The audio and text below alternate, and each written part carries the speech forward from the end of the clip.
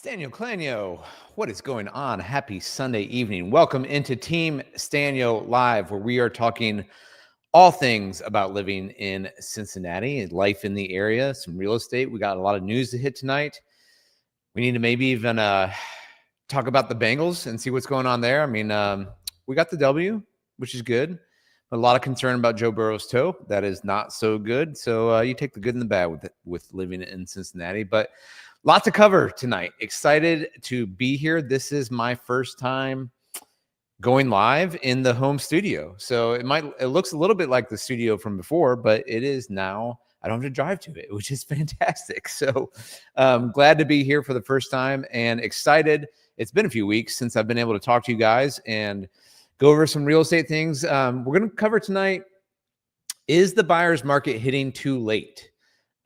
We are certainly seeing a bit of a cooling in the market, but the question is, are homes too expensive for people now? So got some news to cover on that. We're going to definitely dive into as well some market statistics in Cincinnati. And what does that mean for you as a buyer? What does that mean for you as a seller? Should you buy now? Should you wait? What's going on with the interest rates? All that stuff. What are we looking at in the trends? We want to look at all these things so you can make wise decisions. If you're thinking about buying, if you're thinking about selling, what does that mean for you? Should you wait now? Is the season over? Is it too cold of a market? Should you wait till the spring? We've got lots of data to look into and dive into. So that you can make wise decisions with your money when it comes to real estate here in the Cincinnati area. And as always, hey, if you got questions, drop them in the chat. I love being able to interact with you guys, whether you're locally here or whether you are, out of state, even out of country, and you've got questions about the area. This is a great time where I can actually answer those live, which is fantastic. And that's part of my favorite part of doing this for sure, and why I get to interact with you guys. So we're going to do all that. Then we got maybe a little dad life at the end of it. I took my 13-year-old son last weekend up to Cleveland. Actually, we went to Sandusky, Ohio for 2 days and nights, and we were just riding roller coasters to our heart's content. And then I surprised him and took him to the Bengals game last week. He didn't know anything that was going on, but that's I'll show you a little bit about that. That was a fun time for some dad life, so we'll get into that. But let's get into the news, shall we? This first article I want to present. Let's see here. Pull up the screen here. All right, so this is kind of the main topic of tonight I want to hit. Home buyers are gaining leverage, but the minimum income to buy is surging. So let's get into this. Americans now need to earn $114,000 per year to afford a median price home. That's an increase of 70% above the $67,000 required to afford the same mid-range home in 2019, according to data from REALTOR.com. It's an increase driven by sky-high appreciation, persistent supply constraints, and stubbornly high interest rates, among other factors. And the dynamic continues to weigh heavily on the housing market, even as buyers gain leverage. So this is something we are seeing in the market. Buyers are gaining leverage recently. But of course, this article is comparing it back 5 years ago, pre-pandemic, to 2019. And the increase in what you need in terms of an income to buy the median price home is up 70% over that time period. Now, you break that down, that seems outrageous, and it is pretty outrageous. If you break it down over 5-6 years, then it gets to be a little bit more manageable. And it's definitely been cooling off over the last few years, more so than it was in 21, 22, 23. But still, that is the question is, are homes, are they still in reach for the average home buyer? So the data looked at median home prices each April for the past 6 years. So, 70 divided by 6.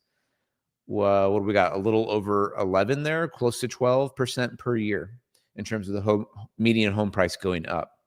So even with today's affordability hurdles, meaningful changes in the market could give buyers a better shot at finding a home, said Daniel Hale, chief economist at Realtor.com. The number of homes for sale is rising in many markets, giving shoppers more choices than they've had in years. Sellers are becoming more flexible on pricing, underscored by the price reductions we're seeing. And while higher mortgage rates are certainly weighing on demand, the silver lining is that the market is starting to rebalance. This could create opportunities for buyers who are prepared. So I'm curious what you guys are feeling about that. We'll keep digging into this, but I've certainly been watching this nationwide, and I've been looking at it, of course, locally here in Cincinnati. I think Cincinnati is kind of a trailing market in a lot of ways. And so in terms of inventory, in terms of days on market, in terms of price reductions, in terms of even median home price, we're still seeing the median home price jump here. I'm going to show you guys the data and what it's looking like here over the last couple of years. We're going to dig into those charts. We're still going up. And I think what's specifically interesting about this article and the median income that you need nationwide to buy a home, while it's what's that number again? $114,000 in terms of the nationwide median price home. What does that look like here in Cincinnati? Well, it's different. Housing costs are different. They're lower here in Cincinnati. So while it's definitely higher than it was in the pandemic, Cincinnati is one of those cities that people, I think, are still looking at of like, okay, housing prices are getting out of reach. What can I do? How can I actually get a house? Well, I might need to move to a market that's a bit more affordable, and that might be the Cincinnati and Northern Kentucky area. So let's keep going down here. Among the nation's largest coastal enclaves, the required annual income may still feel precipitously high to some, yet home ownership rates appear to be holding steady. San Jose, California reported the highest income requirement at $370,000 and $369, an increase of 54% since 2019. LA was at 315, San Francisco at 263,000, and San Diego at 259,000, all top of the list as well. So no big surprise there, right? If you want to live and buy a house in California, you need to be making a boatload of money. Okay, hundreds and hundreds of thousands of dollars. Median list prices for the same California metros hover near the $1 million mark. So home prices cost more in California. Now, in certain markets, we've seen those prices come down as inventory starts to creep up, whether that's in California, maybe Texas, maybe areas of Florida as well. You've seen those prices change. And we're seeing that, again, I'm going to show you guys this in a little bit. We're seeing that a little bit here in Cincinnati. We're definitely seeing it level off. We're not seeing it tank down by any means. So in LA, the minimum salary required to afford a home climbed 86% since 2019.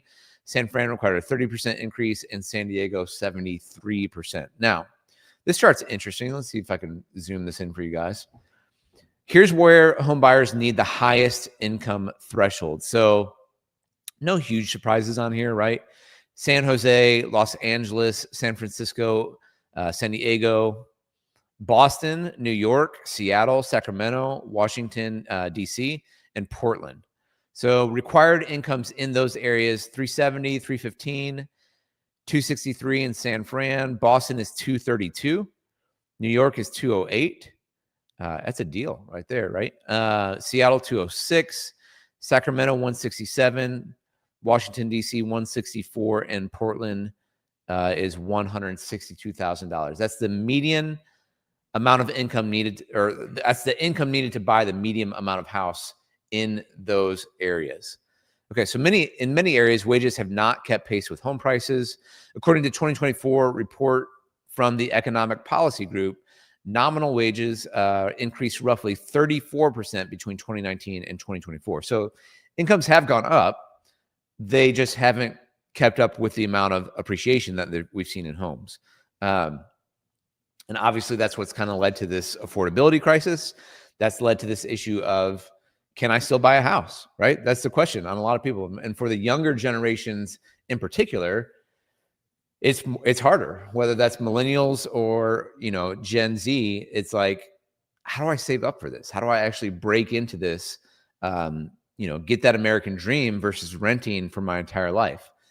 Well, here's kind of the answer. Here's kind of the answer that I want to bring to you guys is looking at value cities. And this has been the trend for a number of years now, is like, where can I get some value, right? Where can I buy a house and own an asset and build that equity, as opposed to, spending that rent every single month and that money's going to the owner of that property and it's not building my equity in the house. So Median home prices in Pittsburgh, Detroit, Cleveland, and Buffalo are considered the most affordable in the country, according to Realtor.com.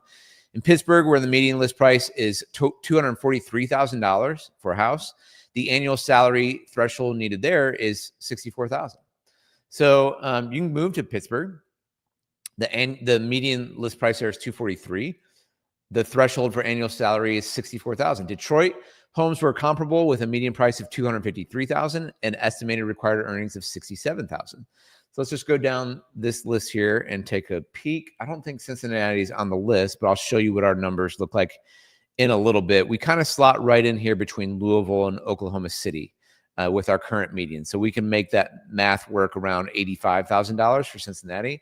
But you see Pittsburgh at $243,000, Detroit at $253,000, Cleveland at $267,000 needs $70,000. Buffalo at $280,000 needs $74,000. St. Louis at $294,000 needs $78,000 required income to afford the median home. Birmingham, Alabama is $299,000 and you need a $79,000 income. Oklahoma City, $322,000 needs $85,000. Louisville at $325,000 needs $86,000.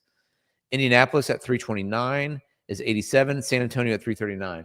Cincinnati's kind of right in that bunch, I would say. Between kind of Oklahoma City, Louisville, Indianapolis, and even San Antonio. And like I said, I'm going to show you these numbers in just a minute. We've kind of hit our peak this summer, which was around 330 back in April, which I think these numbers, I'm thinking Cincinnati was closer actually to that 307-ish number in terms of the median home price. So, kind of in between, like I said, Birmingham, Oklahoma City, in terms of affordability. So that's, that's kind of the decision that a lot of people are thinking, like, okay, I can rent forever in California or New York or Boston or Seattle, Portland, Washington, D.C., maybe Orlando, various places, or I can move to one of these other more affordable cities, St. Louis, Buffalo, Cleveland, Birmingham, Oklahoma City, Louisville, Indianapolis, San Antonio, Cincinnati. And that's why a lot of you guys watch the channel. And I know you do. You're kind of shopping around and you're like, all right, like which city should I go for? Which of these Midwest cities or which of these more affordable cities has the amenities that I want, that I'm looking for? And that's the choice that a lot of people, that's the research that a lot of people have been doing since the pandemic as they've been getting priced out in these various markets. And I will say it's not even just those specific markets, whether it's California or DC or New York. Oftentimes what I see is a lot of people are getting priced out of those $1 million to $2 million homes in those markets. And now let's say they're moving to, I don't know, Salt Lake City or Denver or, Montana or Wyoming or various places. And then those people get priced out, right? Because all that buyer demand comes in and they're like, now I can't move up to the house that I want, or I'm having kids, or I have multiple kids now.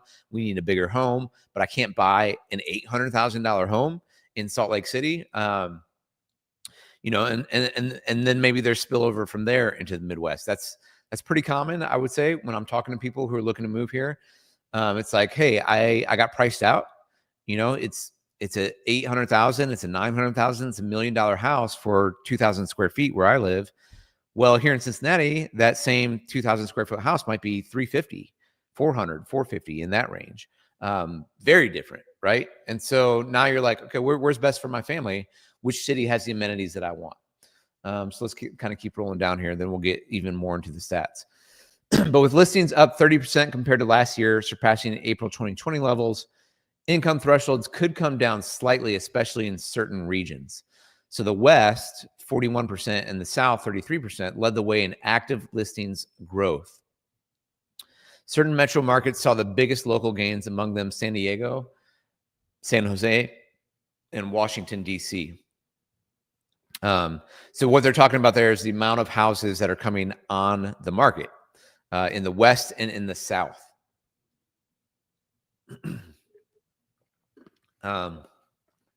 And that's, it's a little curious to me. A lot of it in the South, what I've seen is a lot of new construction, especially in the Sun Belt. And then, I've got some family in Florida, and what I saw down there was insurance rates went crazy because they had 2 hurricanes down there last year. insurance rates just went through the roof, and it really slowed down the market in Florida that was really booming. And so now this inventory started to stack up. My in-laws who live down there bought a new construction home that was sitting, and they were like getting some really good deals in terms of what was there a year or 2 or 3 ago, which was, the opposite. So places like the South, places like the West, inventories crept up quite a bit, 40%, 30%, 70%, 67% in San Jose, 70% in DC. And a lot of that may have been, there's some political shifts obviously in DC this year. And so did that cause some inventory to rise there? Probably so. And so in those markets in particular, you're going to see it become a little bit more of a buyer's market. Where we're at in Cincinnati is we're seeing more inventory than we had, but certainly not enough to make it a balanced market yet. Here in Cincinnati, it's still, I would say, a seller's market. I would say buyers have more opportunity than they've had in years in terms of inventory and in terms of the ability to negotiate on the sale price of homes and get the terms that they want. However, the inventory is still not at a level, a balanced level. Like I said, we'll take a look at that here in a little bit. So there's a look at that idea. Let me actually, let's go ahead and dig into that, dig into those stats here. So give me just 1 second. Let me add to stage. Whoops, that's not it.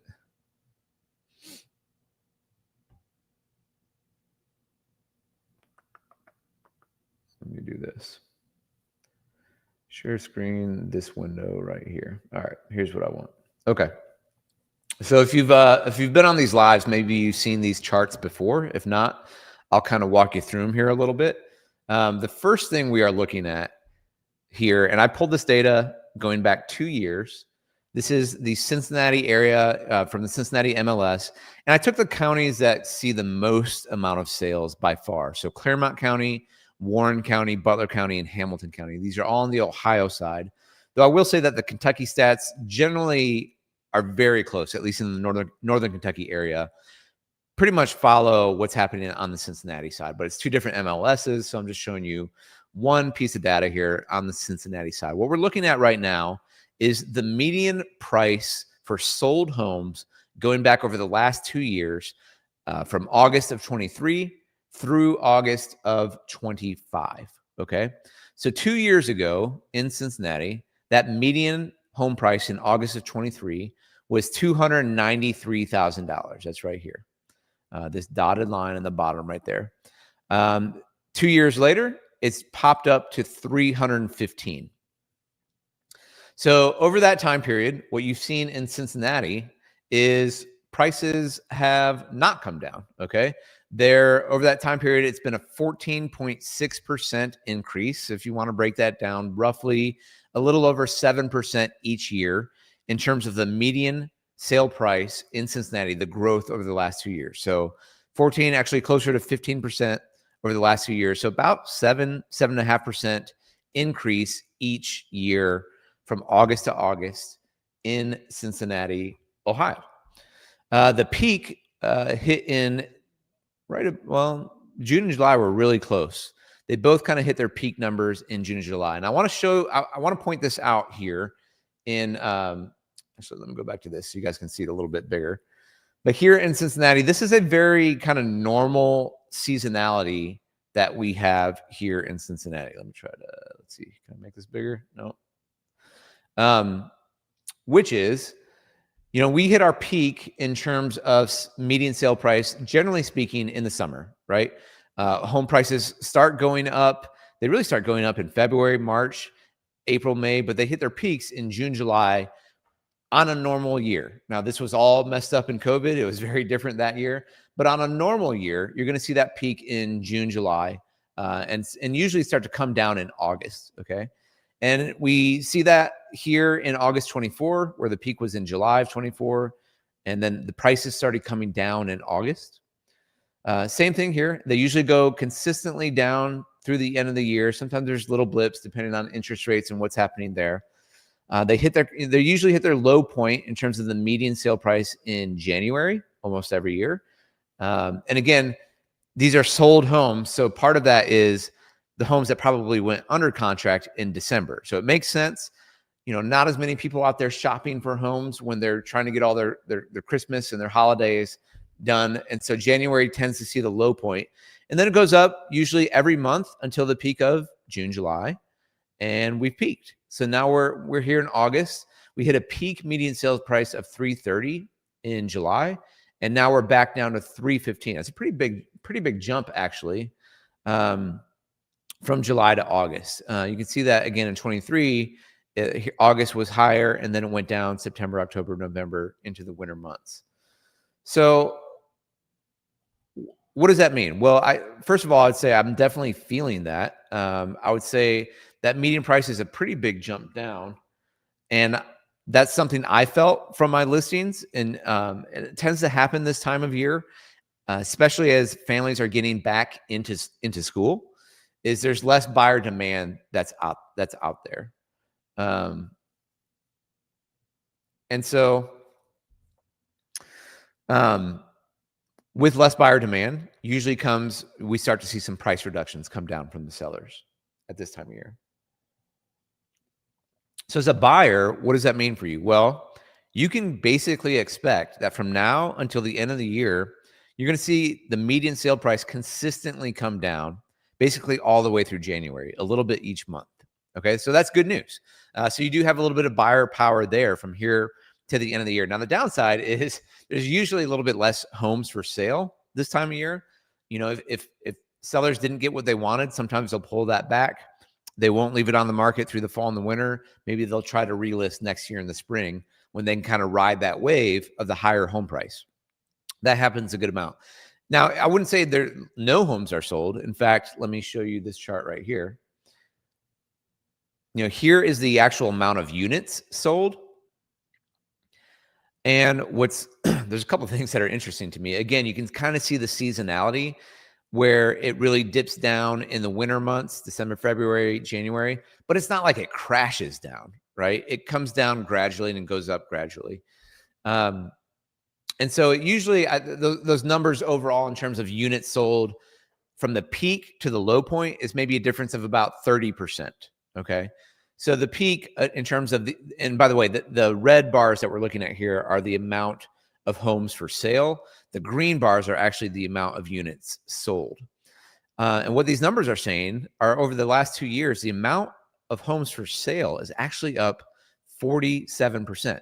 Now, really what it's dividing is this from August, or really September 24 through August of 25 to the previous year. The amount of homes for sale in this last year is up 47% over the previous year.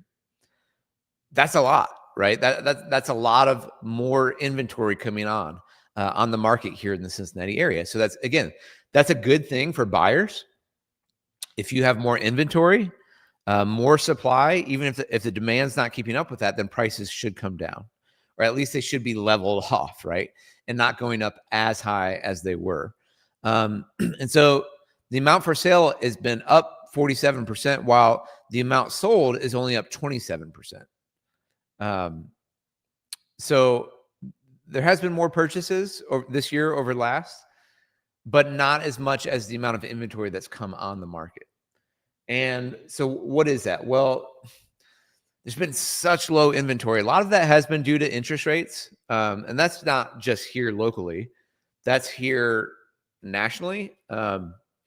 So many people had an interest rates in the 3s, in the 4s, in the 5s. And so when mortgage interest rates went up to 6%, 7%, hit 8% there for a little bit, you've got all these buyers who are like, I don't want to sell my house. Like, I don't want to give up my 4% rate to jump into a 7% rate. Are you kidding me? Or give up my 3.5% or my 3% rate for 7. So it kept, that's not just a local problem. That's kind of been a national problem that's been exacerbated and has kept inventory down kind of throughout the nation. Part of that, and I'll show you this real quick. Whoops. Let me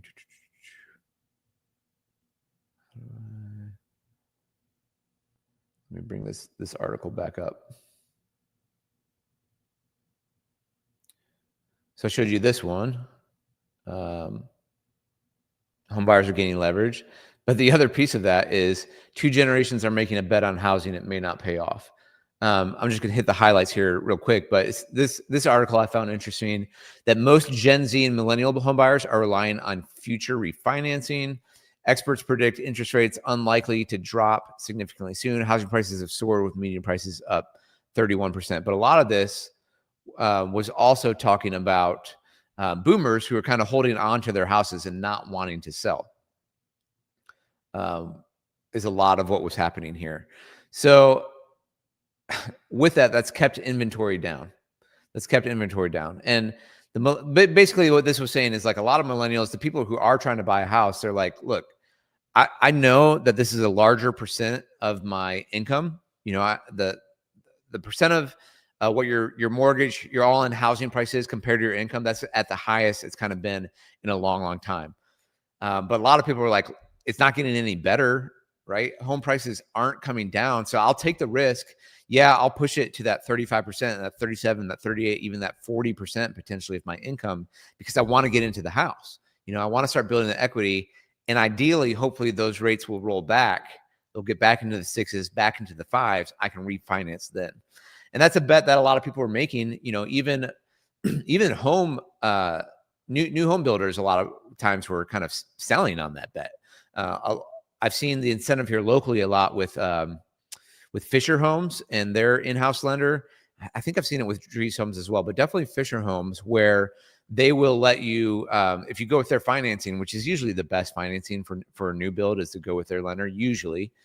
But they had a deal where not only where you might have a lower rate or a 2-1 buy down or something like that, where you can save money monthly on your housing costs, but they would also offer a free refinance. So if rates did come down, they're kind of saying, look, you can get a lower price now, and if rates come down, you can get a free refinance. Then you can lock it in.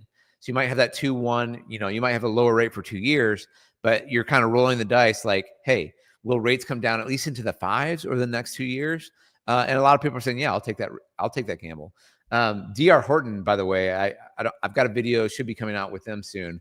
They've got some killer interest rates over on the east side of Cincinnati, but they had like if you've been running rates with mortgage calculators online, you might need to and you're like, I would really like a new construction home, but I can't afford it.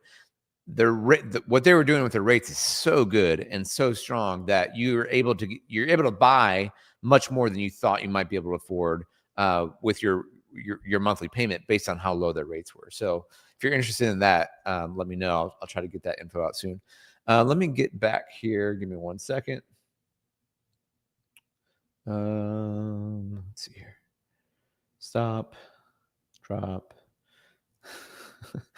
Sorry. 90s kid. Okay. All right, let's get back into this. Okay. So a couple other things I wanted to point out from a data standpoint. What we are looking at here is the average sale price to list price comparison, no price changes versus one price change.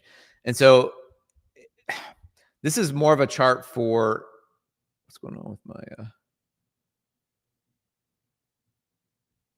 oh, I see. Sorry, 1 second. I don't know why that's there.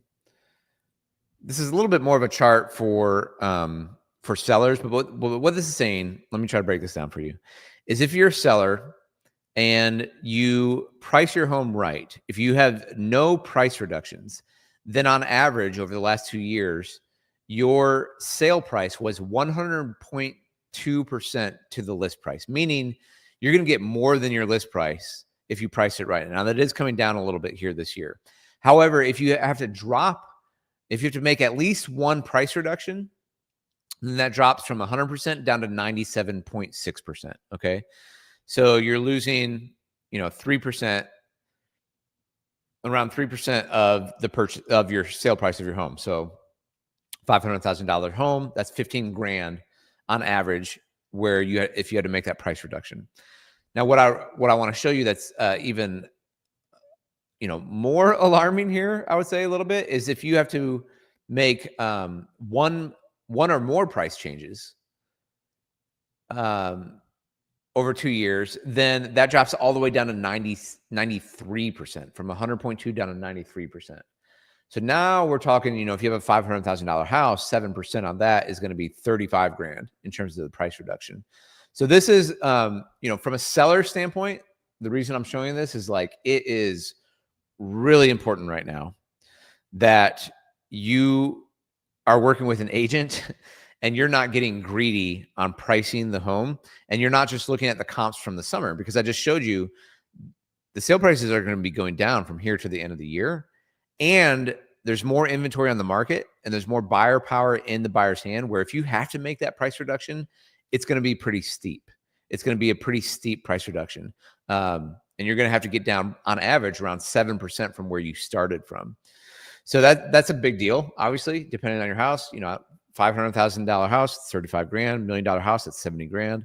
It's really important that you price it right to start and not getting too aggressive. Now, on the buyer side, you might be looking at that, go, oh, there's some opportunity there. So if I see a home sitting on the market a little bit longer, I might have a little wiggle room to make a lower offer. And that's kind of what this chart is showing, is like, okay, what's the average days on market? Well, and it's kind of hard to see here, but like the bar on the left, the darker blue, that's the days on market. The bar on the right is the cumulative days on market.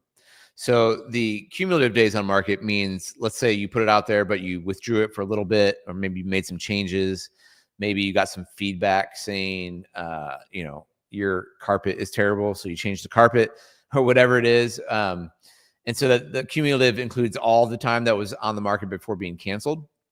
Or if you canceled it, even to reset the days on market and put it back on within 30 days, that's also going to have the cumulative. But what we're seeing here is the 2 years ago, the days on market on average was around 19.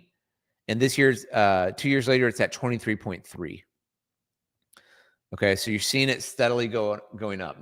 Not drastically going up, but steadily going up. And again, take a look at the seasonality here, right? Look at how the days on market's going to creep up here, up into December and January is going to be the most.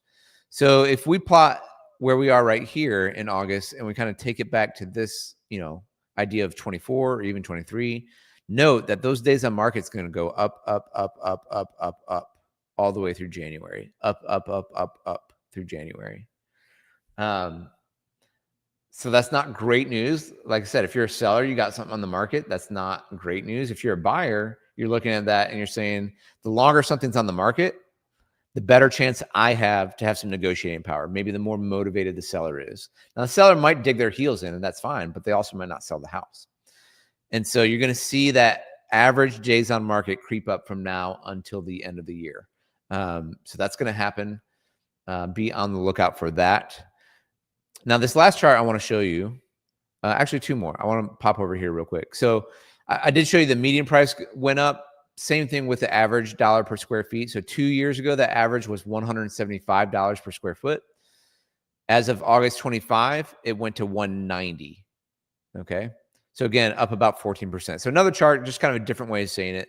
This was up 14.63%, 14.22. So kind of showing the same thing there of prices going up, even though inventory has gone up, even though days on market has gone up, even though, and this is the last one, months of supply we're seeing has gone up over the last 2 years. It hasn't gone up enough where there's so much inventory where prices have come down. That has not happened in the Cincinnati market. But going back to the first article of the night, which is, can you still buy a house or not? Well, yes, prices have still gone up here in Cincinnati, but we're talking about a median price now of around $315 versus that nationwide being around $417, I believe it is. And so yes, home prices are coming down in those California markets, in DC, in Boston, New York, and Florida, and Portland, Seattle, Chicago, various places. Those prices are coming down, but that median price might have been already at $450, $500, $600, right?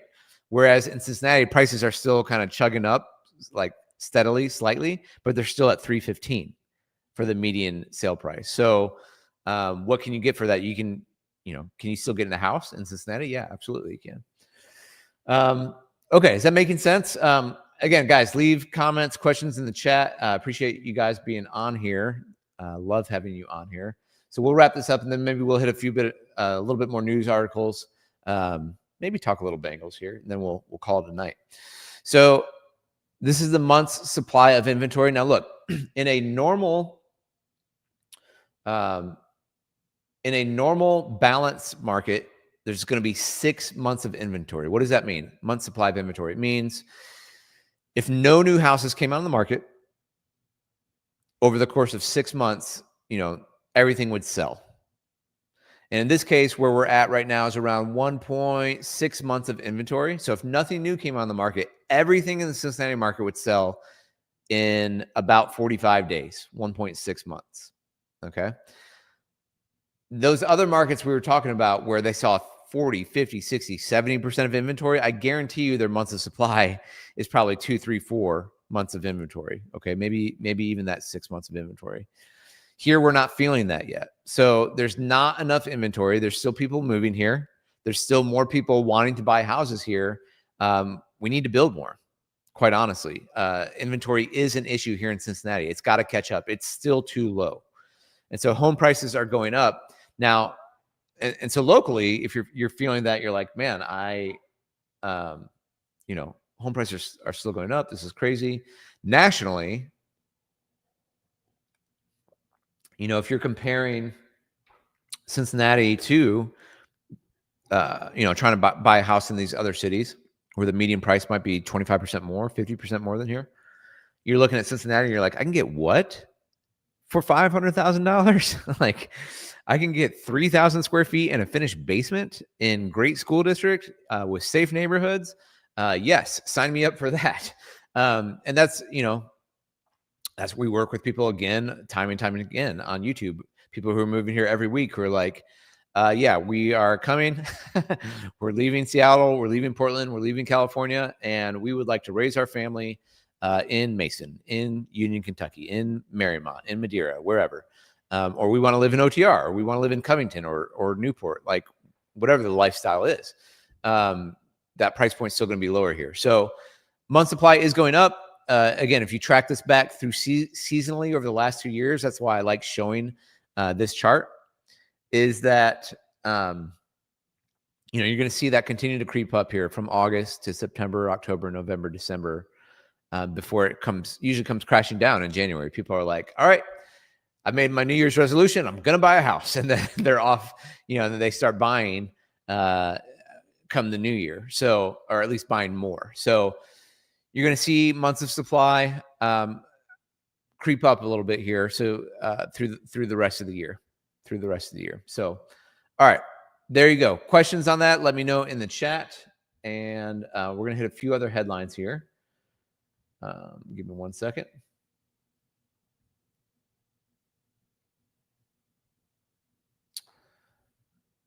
All right, so let me bring this up here like so. All right, so a couple things going on in Cincinnati. If you're interested in the Indian Hill luxury market, Indian Hill dominates as luxury home sales soar in July. So in Greater Cincinnati, the top 10 luxury home sales totaled around $27.9 million in July. Indian Hill dominated with 6 of the top 10 sales, and the highest home sale that was in Indian Hill topped $6.46 million. It's not uncommon here in the Cincinnati area for the top luxury homes to be in Indian Hill. It's a great area. I've got a video coming out soon about Indian Hill, the school districts there, the privacy there, the prestige that's there, the large lots that are there, the nature feel of it, all the equestrian trails and stables and that part of the community. There's nothing else really like it in Cincinnati, and that's why it's consistently you're going to see the top sales, the top luxury sales in Indian Hill. Now, this one's actually in Hyde Park. We're going to talk about Hyde Park in just a minute. There's more news coming out of Hyde Park. Let's see. Can I scroll through these? How does this work? I don't think I can. That's annoying. So I'll just have to put these up here. So this was in $2 million in Hyde Park. Lovely Tudor. Here is Indian Hill, 2,050,000. Here is Indian Hill, 2,099,000. Squire Hill Drive in Crescent Springs, actually, 2.25 million. Here's 2.4 million with a little bit of land out in Turtle Creek Township, which is a cool area. Got some land out there. Got some outbuildings here. Looks like a barn and some stables there as well. Nice garden. It's a lovely garden right there. I like that. Advertisement. Here's 2.575 million in Vista Point Drive in Covington. So you're going to have views of, you can see in the background. That's a great picture. Downtown Cincinnati. So this is up on the hill just west of I-75. That was, it doesn't say the builder on that. I'm curious who built that home. 2.575 million. Here's Indian Hill home, 2.6 million on Broken Sound Lane. At number 4 of the top 10 for the month of July. Here is also Indian Hill, 2.65 million on Chinquapin Lane. Number 2, this was 2.825 million on Manor Hill Lane, also in Indian Hill. And number 1 was on Fawn Meadow Lane in Indian Hill, $6.464 million. So I think we showed that one when it was on the market a few weeks ago. So beautiful home, obviously. All right, let's keep rolling around here. So here's another luxury home. Just thought I'd point this out. Mount Adams, also another top area in Cincinnati. If you guys are trying to get to understand where's the money at in Cincinnati, where are the luxury homes at, Mount Adams is really cool. You've got a little bit more of an urban feel there. You've got some cool restaurants and bars up there. You also have some pretty spectacular views of downtown Cincinnati because you're closer in. You're just east of Cincinnati. You're very close to Eden Park there, the art museum. Mount Adams is really cool spot. So this one went for 1.59 million, but they're on the hill. So this is facing, that would be facing west, would be my guess. And yeah, so a lot of these, not as much space, but you're right there closer to downtown versus Indian Hill being maybe more 20 minutes away. Here in Mount Adams, you've got these river views and downtown views, and you can tell they just, so yeah, really, really beautiful here. Love this church. A lot of my friends will make the march on this church on Good Friday. And but beautiful views of the river, as well as this is pointing straight to downtown Cincinnati. And then they use, here's a shot at their backyard. So they did the privacy fence, some great landscaping back there, made good use of that space. So that is a beautiful home. That's listed for $1.59 million there in Mount Adams. I guess we can take a look inside real quick. Some great windows catching that view. There's the primary suite. Kitchen. Very nicely done. Well, everything neutral. And you got a little bit of a balcony out there as well, which I like. So nice home. And you got parking garage as well, which can be a little tricky up on the hill there. So, all right, we are moving around. So there's a little bit more of some of the luxury that's going on. And I saw this news. Some of these properties in OTR, they've been sitting for a little while, but I just noticed some developers are planning to rehabilitate these OTR buildings. They're putting in a $1.7 million renovation. Cincinnati Council is approving a tax abatement of $168,000 for the project, and they're making 16 one-bedroom apartments, which will rent for $1,100 per month down there in OTR. So a little bit more development down there in OTR. Now out in the burbs, here's a little bit of a different development. Liberty Collective opens in Cincinnati suburbs with an array of food and entertainment options. So a new food, beverage, and entertainment venue is now open in the Cincinnati suburbs. The Liberty Collective is a 2-story, 18,000 square foot complex featuring multiple restaurants, bars, remote workspaces, and more. It also has 6,000 square feet of patio space and a large green space. The second floor overlooks what is called the Beach at Liberty Collective, an area with multiple sand volleyball courts. So there's a place kind of on the east side of town called 50 West Brewery, which has these sand volleyball courts as well. Seems like the Beach at Liberty Collective is taking that idea as well. But this is pretty cool, out there at, let's see, let's pull this up on the map real quick.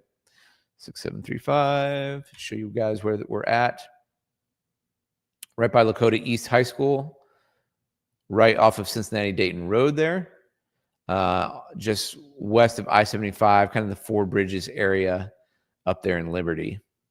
So pretty cool. See that? There's a few more.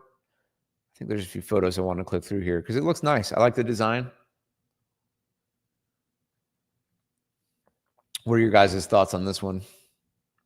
Have you guys commented? Usually I'm getting comments, but I don't have any comments in the chat unless I'm missing them somehow. Just let me know. I guess you can't let me know if I can't actually see the comments. But if you're watching, give me a comment. You guys are silent out there tonight. And want to know if you guys are in the chat or not. Just give me a quick hello. That's all I need to do. Just want to make sure these comments are working because usually we get to interact a little bit more. So here's a look inside. Cool seating. You're going to have all these different restaurants, lots of outdoor seating as well. So it's going to be great for, probably 3 seasons of the year. They'll probably even have heaters out there in the winter would be my guess. And then here's a look at the sand volleyball court. So fun place to hang out. I really like going to these food halls, especially with, on dates or with my kids where it's like a little something for everyone. It's kind of like the old food courts at the malls. Bring it back. This is kind of without the shopping, without the extra pressure. This is just like, let's have a good time. Let's watch some sports, eat some food, maybe have a few drinks and play some sand volleyball court or play some sand volleyball. It's pretty cool. I like that. I like to see that open up. So you got Bristol's, you got beef burgers and barbecue. You've got, I think, a wood fire oven pizza with Ramundo. You've got, this looks interesting. I've never seen one of these before, I don't think. A self-pour station for collective pour. And yeah, pretty cool. So, okay, chats are working. Let's go. Megan, the Grow community. What's up? Food is a little pricey, but it's a cool vibe for any age. Yeah, I think everything feels pricey nowadays, doesn't it? It's hard to get out there and feel like it's not pricey anymore, but it is fun. There's a place like this out in Oakley. I went to Oakley Greens and took my kids out there, and I was like, okay, it's a little bit expensive. It's not terrible. It's not like the best food in the world, but it's a really fun time. We had a good time there. It was kind of a place to go, enjoy, play some awesome putt-putt, and have fun playing with the family. So there you go, Liberty Collective. All right. So Megan, thank you for jumping in the chat. Appreciate that. I was just all alone up here tonight. I was feeling really lonely. All right, a couple more news articles. This thing, had my eye on this for a while. And many of you, I just find this interesting, but this one NKY center opens in Covington. So this is putting Northern Kentucky on a national stage. This is kind of the center of growth organization. It's a $26 million project. It's aiming to boost regional development. Life Sci Kentucky, a life science incubator, occupies the second floor. So it's a 4-story, 45,000 square foot building, lies at the foot of the Roebling Suspension Bridge. Shout out Roebling. Let's go. And it's my logo. Love that bridge. It's beautiful.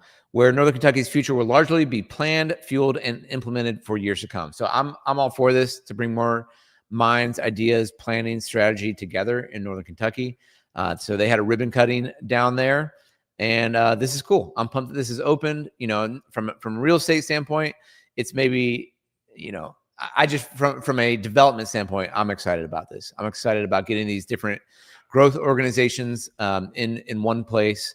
And we've had a chance to talk to some of these organizations and say, hey, what's on the horizon? Like, what are the plans for the airport? What is the plan for economic development here locally? And, to be able to be closer to Cincinnati, I think is a good thing. I think that's somewhat of a challenge and yet an opportunity at the same time in Northern Kentucky and Cincinnati, where you have economic development organizations on the Cincinnati side. You have economic development organizations on the Kentucky side. And they are two different states, and they've got different goals and purposes. But generally, when there's collaboration, I think the region benefits as we're working across that big, scary thing called the Ohio River and getting things done and planning for the region. So That is cool. It is getting dark behind me. I might need to put a light back here. I'm kidding. I gotta get this figured out for you guys. Okay. So Liberty, we hit that. A couple other articles. Okay, so this one, we were following this for a little bit, where what was going on in Hyde Park Square, and this one makes me laugh a little bit. If you guys have been following about this, or if you have thoughts or comments on it, I'm really interested to hear what you think. This one was, there was a developer who came into Hyde Park, proposed a project in Hyde Park Square, and however, the project went against the existing zoning code. Specifically, there was a hotel plan that was too tall. And so a bunch of people in Hyde Park got really angry, okay? And they're like, not in our Hyde Park. But honestly, like I listened to an interview of I've listened to several interviews on this, but the person who really I thought was a great spokesman, she had been on zoning. I'm trying to remember her role, but she had worked within zoning in cities for years. And she was like, look, we have zoning laws for a purpose. We're not saying not develop here. We're just saying follow the zoning laws. Like it's not that complicated. Bring down the height and then you can do it. And so city council, which made a vote earlier in the summer, maybe late spring, where they kind of like rammed it through. And that's what got everyone fired up. And so they all showed up, kind of say like, look, if you don't change this, we're gonna organize and we're gonna put this on the ballot in the fall, and you're gonna get hurt by this. So what happened with this vote is they completely did a 180, a complete 180. So community members have effectively succeeded in a months-long effort to send a proposed $150 million project among the south side of Hyde Park Square back to square one, largely over concerns about the height of the project. Cincinnati City Council members in the September 2nd meeting of the Budget and Finance Committee voted 9-0 to repeal April's rezoning ordinance that paved the way for the development to proceed. It was, well, there might have been one vote. It might have been like 8-1 or 7-1 with someone abstaining or something like that. But 9-0 the other way. They all flipped the other way to repeal it from April rezoning ordinance that paved the way for it to proceed. The repeal ordinance, sponsored by all 9 members of the council, as well as Mayor Aftab Purival, resets the zoning of the property from a planned development district. That's where you could get around the zoning laws, was that it was a planned development district, to its original zoning designation of commercial neighborhood, pedestrian neighborhood business district. The repeal ordinance must still go before Cincinnati City Council September 4th, which it did, and it passed at that point. And so, the council kind of talked about, and then I'm trying to find Mika Owens for thriving. She says it's not inevitable or necessary to continue path road. So they're saying like we need more housing, the council, but they completely backtracked on this. And with that, the mayor actually kind of did the same thing, and he warned of a chilling effect. But I kind of watch this and I'm like, look, people before the vote were saying we don't want this. You voted against it. You need to listen to your people, right? You need to listen to, and good on the organizers here, I think, of Save Hyde Park Square, who got this done and said like, look, we're okay with you redeveloping or developing here, but follow the rules. Like we crafted these rules for a reason. Like we care about this square. It has its own certain charm, and we don't want to change. We're not saying not to develop. We're not saying to developers nationwide, don't come here. It's really difficult here. Although that's what the mayor is kind of saying, which is like, if you do this, nobody else is going to want to build here in Cincinnati. And there's probably some impact on that. But when your community is so strongly against something, and they organize, I think you need to listen to your community. That's kind of my thought on that. So very interesting. I just found that. I've been following that for a little while. All right. I think that is all the real estate news for the night. I will show you guys this. I mentioned a little bit of dad life here, and then maybe anyone who wants to stick around, I can share my thoughts on the Bengals win today. Glad to see them pull that off, go 2-0, and looks like Joe Burrow is going to be out for, who knows, 4-6 weeks, maybe 2, maybe 3, but several weeks, I believe is the word, with some torn ligaments and some turf toe. but we're 2-0. Last week, so I've got 5 kids, and my second, who's right here, he turned 13, and so we've got a bit of a tradition now where when my sons turn 13, they get to go on a special trip with my dad, with me, their dad, and he didn't know what was going on. We bought the Kings Island pass, and that actually, if you don't have that, I don't know if they're still doing the deal, if it's too late, but it gave you free access to all of the Six Flags parks nationally, which is insane. I had never been up to Cedar Point. I've never been a huge roller coaster guy. I learned to like them, but I was like afraid of them as a sophomore, like all the way up until sophomore in high school. I would ride the Beastie with my mom, and I would cry. Like, I did not like roller coasters. I didn't like the way they sounded. I didn't like the way they felt. They were super scary to me. I was out. They felt dangerous. No, thank you. Until Jessica Sherman, shout out Jessica Sherman. When I was a sophomore in high school, was like, hey, I'll ride with you. And I was like, yep. And I'm going to try to not act scared going up the vortex. And I probably did not pull that off very well because I was pretty scared. But from then on, I was like, okay, they're not that bad. I can do these roller coaster things. Anyway, Corin and my son, we went up to Sandusky. We rode the heck out of Cedar Point roller coasters. We found the perfect weekend because it was after Labor Day. You know, he's homeschooled. And so we left on Friday morning early, got up there around, I think 11, maybe 11:30 a.m. And we rode rides all day long till the park closes at 10 p.m. It was incredible. Any of you guys been up to, if you've been to Cedar Point, let me know in the chat. It is like amazing. There are so many good rides up there. We rode a lot of the good ones. We went straight to Millennium Force, which is a lot like Orion here in Kings Island. It's just pure speed. You got this amazing view of Lake Erie. It's just incredible, super fun. You hit 93 miles an hour. And we rode that, but we were intimidated of Top Thrill, which if you've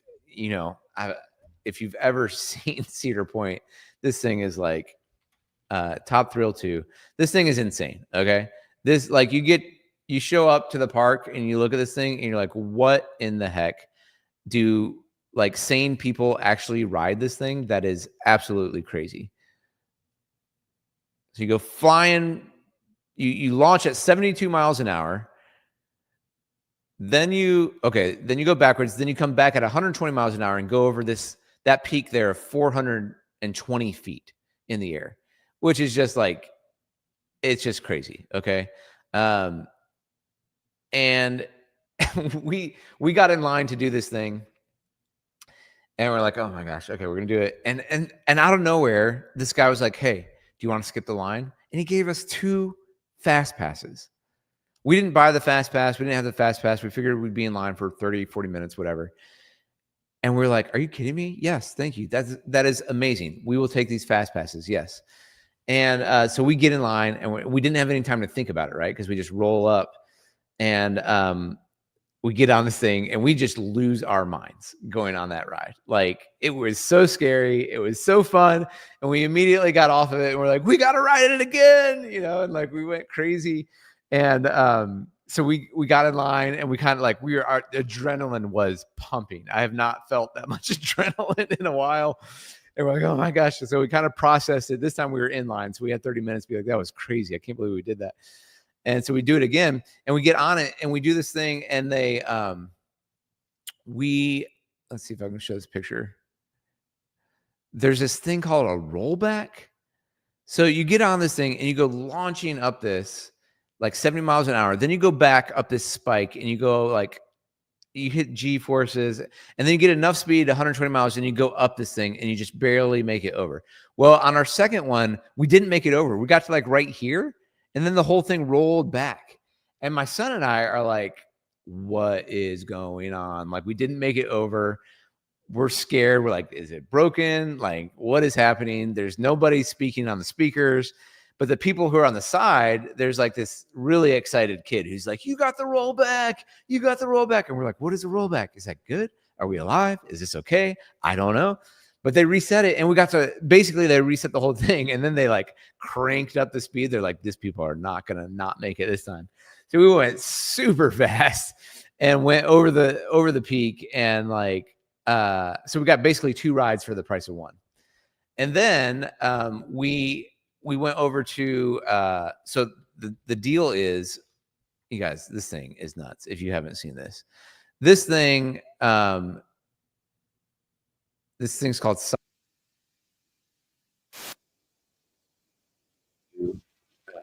what it looks like right here. Um oh, I don't want a video. Let me see here. Hang on. Well, it's a tilt coaster, okay? If you guys can see this. And like you get up there and the track is not connected to the next piece of track, okay? And then it tilts you 90 degrees straight down and connects to the track and then releases you, okay? So this is a new thing. You're riding a roller coaster that is not connected, and you go up there, and here's what it looks like. All right, you're riding this thing. All right, it's back here. Okay. So, yeah, you get up there, and it tilts you to connect to the piece of track, and then it holds you there for 8 seconds, and you're freaking out. Okay. It is just, then you ride the ride. The ride is great, but, like, it's all about this beginning here, right? That's just crazy. Look at this. Where it tilts you down. Yeah, insane. Okay. So we got on that. And the deal at Cedar Point is, like, if you get in a ride before the park closes at 10 p.m., they put you through the ride no matter what. And so we got on that. And then, but when we rode it, we came all the way around. There's like 2 more people that needed to ride the ride, and they wanted to ride the front and back. And so we were in the middle, and they're like, if you were in the middle, you can ride again. And we're like, yeah. So we rode that one again. All in all, like the first night, I think we did like 19 roller coasters or rides. And the next day we went back and we did 14. And it was just unbelievable, like unbelievable memories. So, and then part of that, the second night was we watched Braveheart for the first time. I had him watch Braveheart. That's kind of like, hey, you're becoming a man. It's time to watch Braveheart. And we got back from the park into our hotel at like 11. I gave him his first Monster energy drink ever at 11:30 p.m. Yeah. And so we stayed up till 2 a.m. doing that. And then we went to the Bengals game. So um, I had done, I'm an advertiser on the Brawler podcast. And I had them do a special shout out. Well, actually, I did a shout out to Corn, but they teed it up where I said it was a surprise for him. We were driving. He didn't know what we were doing on Sunday. And it was like, Corn, I love you. Happy birthday. If you're listening to this, we're going to the Bengals Browns game. And I was like, yeah. So we were driving down the road, and he was like, what? He was so like, are you serious? So he had never been to an NFL game. I've never been to a Cleveland, game in Cleveland. So we rode a bunch of roller coasters. Then we went to, the Bengals Browns. Got there early, kind of checked it out. We were pretty pumped. And then, let's see here.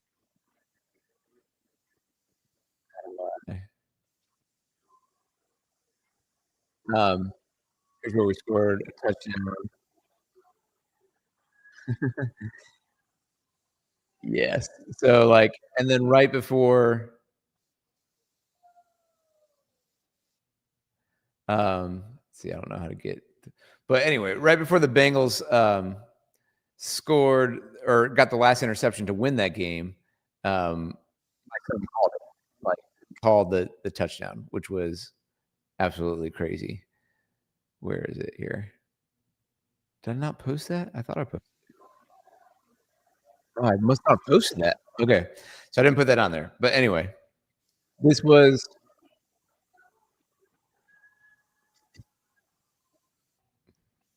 yeah. Amazing weekend. It was super awesome. So Bengals win last week. We escaped with a win. Bengals win this week. Joe Burrow's injured. Pretty scared, but we're 2-0. So I don't know. Can we get like 2-2 over the next 4 games? Pretty tough schedule at Minnesota, at Denver, home with the Lions, at Green Bay. I feel better with Joe Burrow, not gonna lie. but maybe we'll get some dubs. So, all right, guys, that's going to wrap it up for tonight. Thank you for checking in and watching. I hope these stories and stats were helpful for you again as you're trying to navigate this real estate market. Of course, if you need help, you can call us, you can text me, you can email me. We're helping people all the time move to the Cincinnati area, helping them buy homes, helping them sell homes. We've got over 500. No, not 500. We have over 100. I don't know how many we have now. 115 maybe. Let me check it out. Google 5-star Google reviews. 114. There it is. We have 114 5-star reviews. Go check those out. You can read kind of what people have to say about working with us. So if you are, have any questions about that, check out our reviews. And yeah, it's a good time. We'll help you out. So if you're looking to move to the area, give us a shout out. If you are still thinking about it, I want to show you this one other asset here. This is free that I made for you guys. For people who are thinking of moving here, there's a free relocation guide. And it's got schools, it's got neighborhoods, it's got family events, all the things you might want if you're thinking about moving to the area. This is completely free. Just go to teamsztanyo.com. It's in the menu here, but you can just do free relocation. Go Cincinnati relocation guide. Maybe I'll shorten that URL. But you can get that for free just by navigating to our site. Go to teamsztanyo.com. So, all right, guys, appreciate you. Hope you have an amazing week. And thanks for watching. Houday. We will see you in the next one.